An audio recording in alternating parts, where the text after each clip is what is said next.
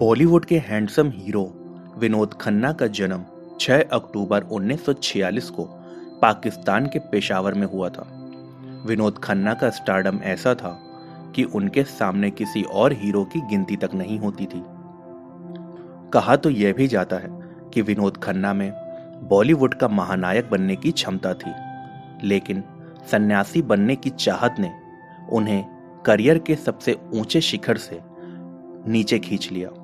हालांकि वो दोबारा लौटे और उन्होंने अपने करियर को फिर उन्हीं ऊंचाइयों तक पहुंचाया। विनोद खन्ना ओशो से प्रभावित होने लगे थे। साल 1982 में वह रजनीश आश्रम में सन्यासी बन गए। इससे पहले उन्होंने घंटों ओशो के वीडियो देखे, उनके साथ समय बिताया। वह सोमवार से लेकर शुक्रवार तक बॉलीवुड में काम करते और फिर उनकी कार पुणे की ओर भागती नजर आती थी। हफ्ते के आखिरी 2 दिन वह पुणे के ओशो आश्रम में गुजारते थे। विनोद खन्ना ने एक इंटरव्यू में कहा था, मैं अमेरिका में ओशो के बगीचे की रखवाली करता था। मैं टॉयलेट साफ करता था, खाना बनाता था और उनके कपड़ों का नाप मुझसे लिया जाता था क्योंकि हमारी कद काठी एक जैसी थी।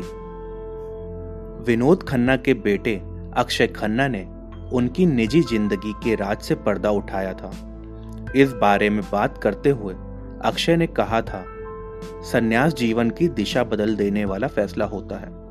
मेरे पिता को जब लगा कि उन्हें यह करना चाहिए तो उन्होंने यह किया। जब मैं 5 साल का था तब मैं यह बात नहीं समझ सकता था, लेकिन अब मैं यह बात समझ सकता हूं। 10 साल बाद विनोद खन्ना ने सन्यासी जीवन छोड़कर फिर से बॉलीवुड में एंट्री की थी। ऐसा कहा जाता है कि बहुत लोगों को ओशो से मोह भंग हो गया था, इसलिए विनोद खन्ना अपनी पुरानी जिंदगी में वापस आ गए थे। इस बारे में अक्षय खन्ना का कहना था कि जितना उन्होंने इस बारे में अपने पिता से बात की और समझा तो उनकी वापसी की यह वजह तो बिल्कुल भी नहीं थी।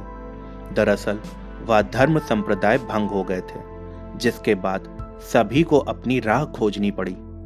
उनके पिता भी उस वक्त वापस आए, अन्यथा वह कभी वापस नहीं आए होते। विनोद खन्ना ने अपने जीवन में दूसरी पारी शुरू की। अभिनेता ने राजनीति में भी हाथ आजमाया और सफल साबित हुए। वह पंजाब के गुरदासपुर लोकसभा सीट से 4 बार सांसद चुने गए थे। अटल बिहारी वाजपेयी सरकार में वह केंद्रीय सांस्कृतिक एवं पर्यटन और विदेश राज्य मंत्री भी रहे थे।